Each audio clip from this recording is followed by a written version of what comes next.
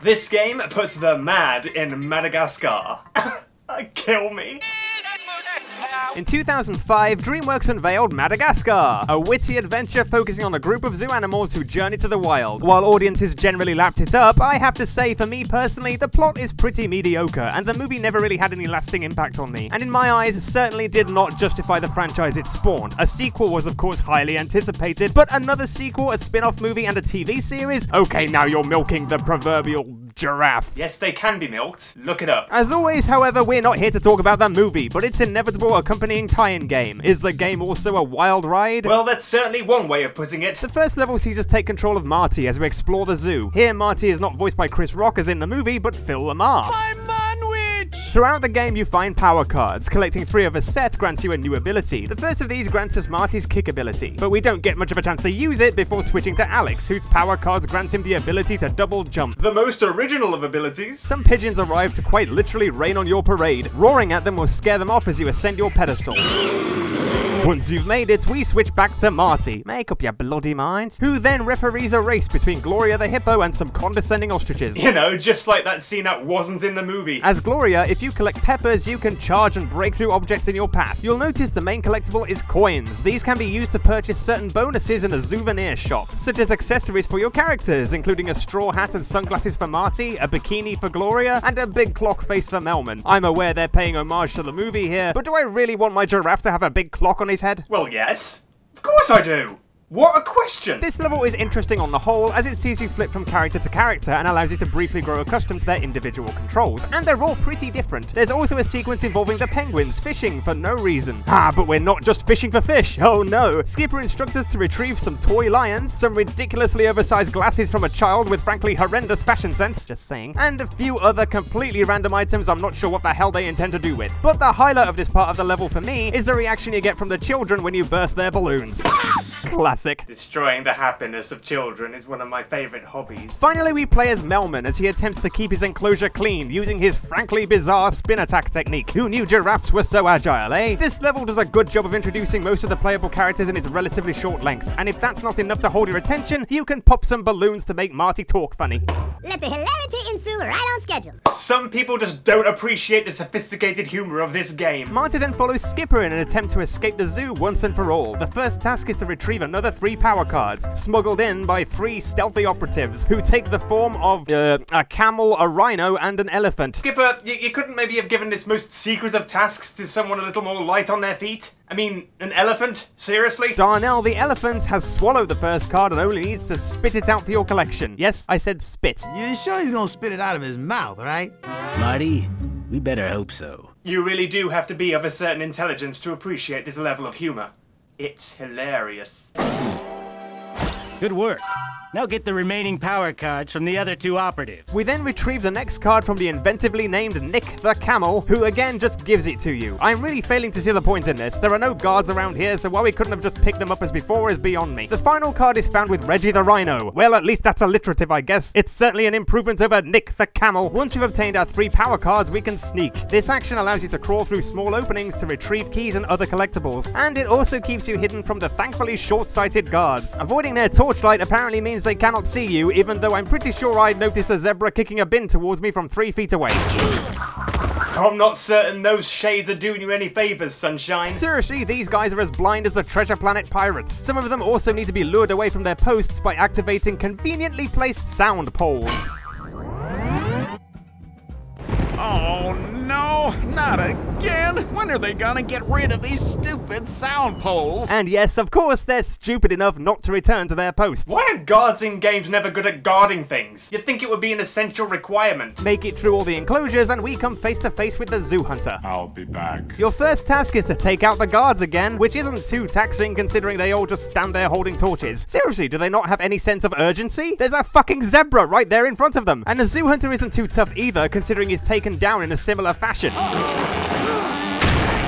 Yes, escaping the zoo is a surprisingly simple task. The next level sees Alex, Gloria, and Melman in hot pursuit of Marty. As Alex, you stumble upon an arcade game in the subway, Wobblebird Air Force, and it's pretty addictive stuff, the goal being to protect your Zeppelin from attacking planes. I honestly think I spent more time playing this than the rest of the level. We must remember we have a friend in need. And he can fucking wait, I want to try and beat the high score. This is indeed one of 3 arcade games that can be found in the opening levels of the game. In level 1, there's an arcade game that sees you having to protect your fort from enemy tanks, while in the second level at some point you find a Space Invaders style game. In this sense, Madagascar bears a slight similarity to the last game I reviewed, in that it pays homage to classic retro games, but unlike Chicken Little, the games are actually fun. Woo! I beat the high score too! That is one surprisingly dexterous zebra. Eventually, Alex finds himself cornered by police, and it's your job to roar at them all relentlessly and eliminate them in the most unusual ways possible, which are also surely considered health and safety hazards to the general public. The only thing here that hasn't killed a police officer yet is the bloody lion. We're just so lucky all these police officers are so grossly incompetent. The next segment sees Gloria take the helm, utilizing those peppers to charge through long lines of rush hour traffic. Imagine being faced with that upon leaving work. Mother of God! After retrieving 3 more power cards, we can now butt bounce.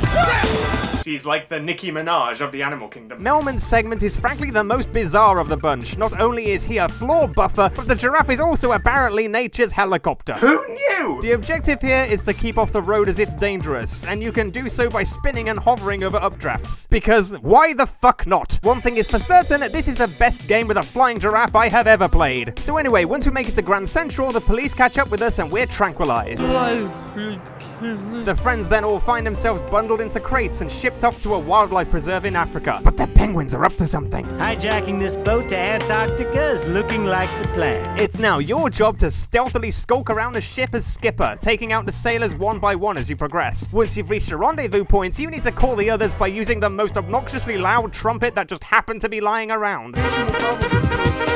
It sure is fortunate that all the human enemies in this game seem to be blind and deaf. Roger that. Okay, boys, let's move out. Hut, hut, hut, hut, hut, hut, hut, hut. Guys, you want to keep the noise down, seriously? Travel through the pipes and eventually we come across a big tough sailor guy. Penguin power is no match for his muscles, although fortunately for us, he's facing the wrong way for absolutely no reason. That must be one hell of an interesting pipe. Seriously, is he expecting something to happen?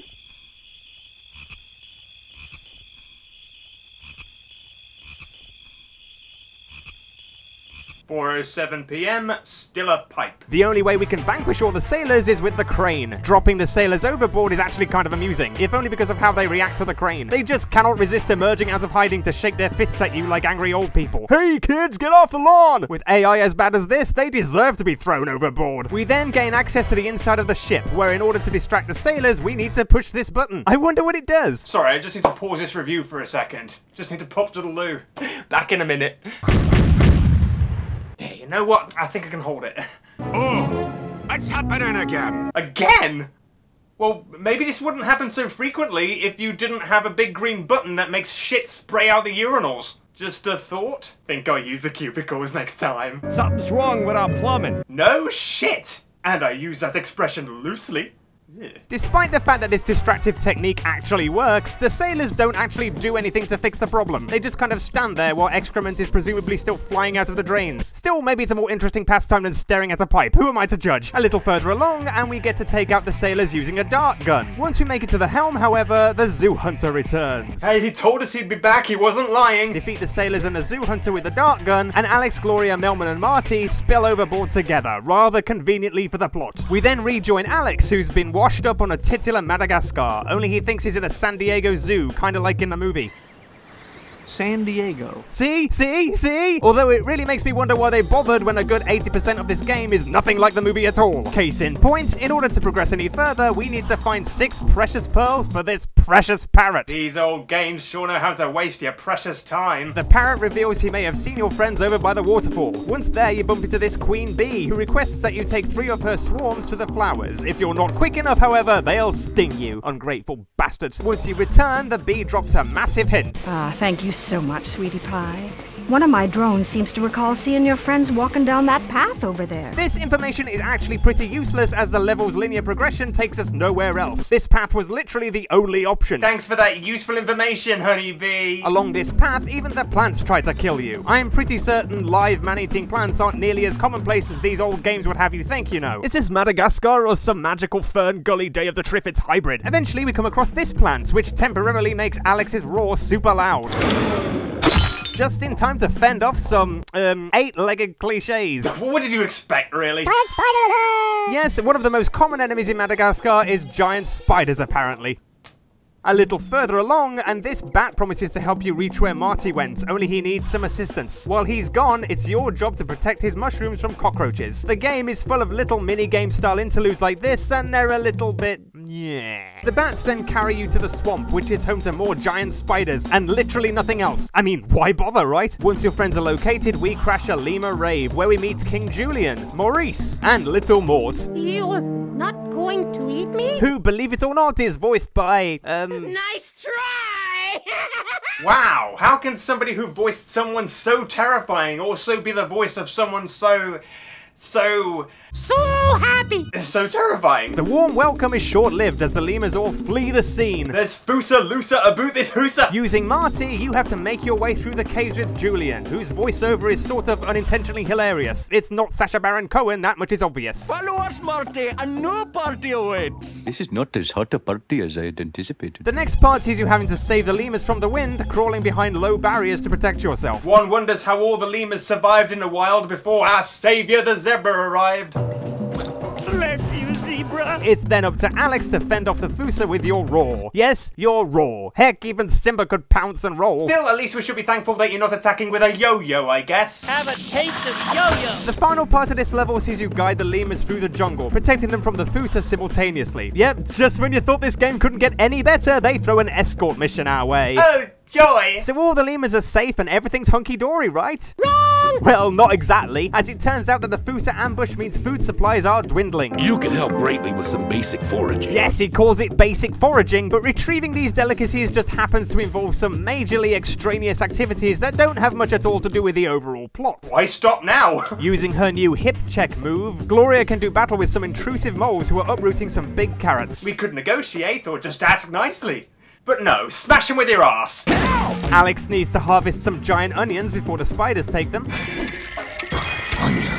Win this race and Julien practically cries tears of joy. Juicy sweet! Juicy sweet! Maybe that's just the onions. You can switch characters manually for the first time in this level using a totem. Good luck out there, Melman! Melman's task requires you to earn a new head bash move before using it to ward off cockroaches intent on stealing noogie nuts for your noogie nut noogie smoothies. That was a mouthful. Noogie noogie. And from noogie noogie to nookie nookie, Gloria meets this unusually amorous wild boar named Wilbur. Or as I like to call him, pervy pig. Who takes an instant shine to the bodacious, bountiful, butt-bouncing beauty that is a hot and heavy hippo. Oh, be still, my foolish heart. Yes, for those of you who are watching in disbelief, this is actually happening. Could you hurry up a bit? Wilbur tasks you with smashing melons for a special melon tort. So wish to challenge me to a jumping contest, do ya? The final task of note involves Marty, who learns a new long jump technique, enabling him to finally answer that age-old question, who can jump farther, the zebra or the frog? I'm not sure who the hell ever asked that question, but hey presto, here's your answer.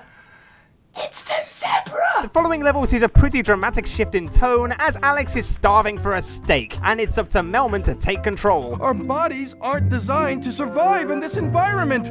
Do you understand, Gloria? Our bodies just aren't designed. Giraffes weren't designed to fly either, but that didn't stop you. First, you need to save the baobab tree from a worm infestation. Oh, don't tell me Barrel of Last Barry is back. The worm conquers all. This is all relevant to the plot because, well, I forget why exactly, but it made sense when I was playing it. You can destroy their nests by flinging coconuts at them.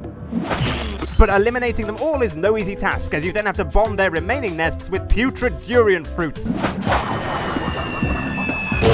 Once you've swept the arena clear of worms, Gloria needs to get rid of some more moles. Again, I forget why this is such a pressing issue right now, but apparently they're just that much of a nuisance. Oh, look at them! Oh, I couldn't possibly hurt them. Look how cute they are, all running around scared or so adorable.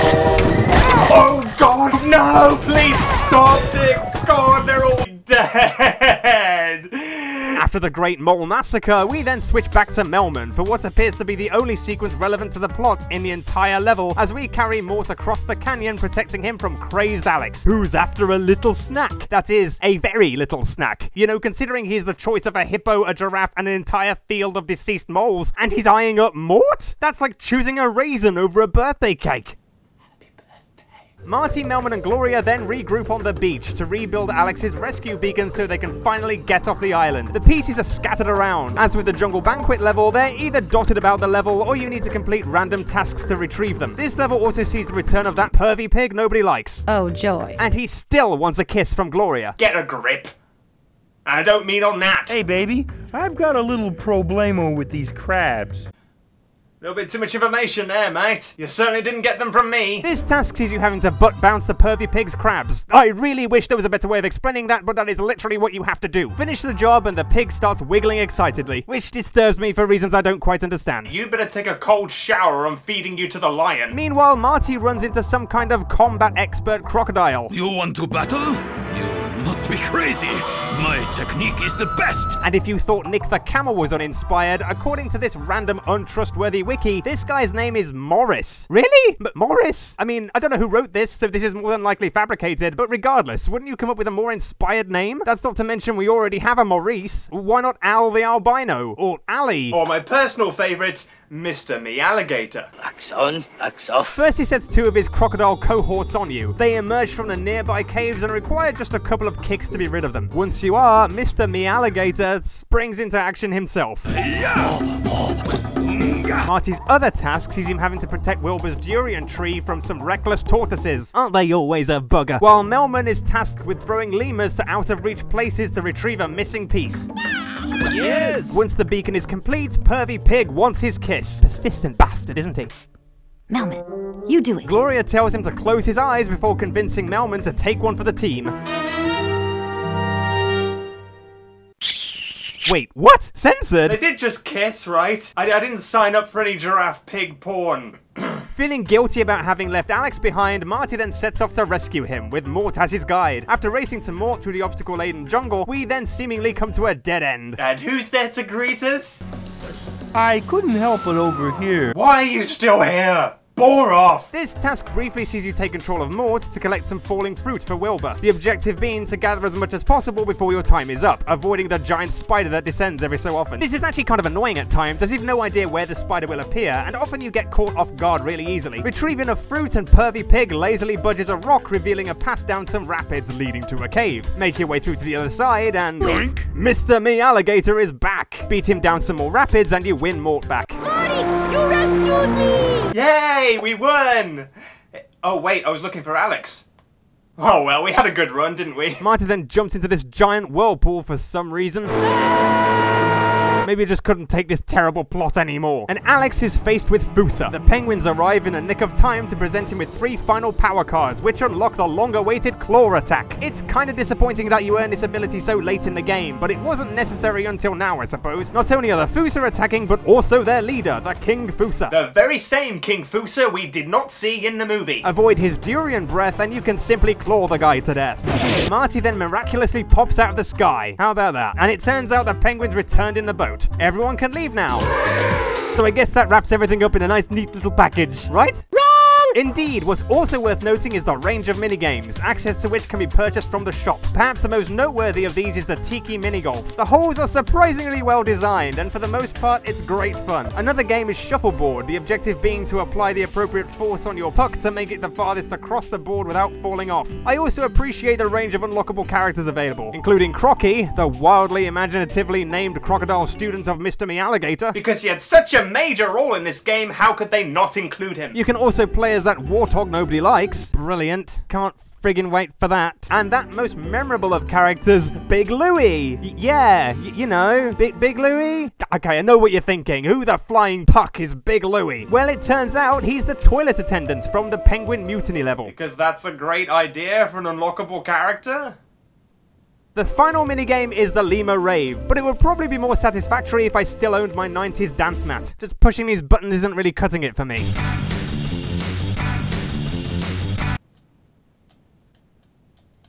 Sure is gripping stuff. So how did I do? Oh! This party is absolutely on fire!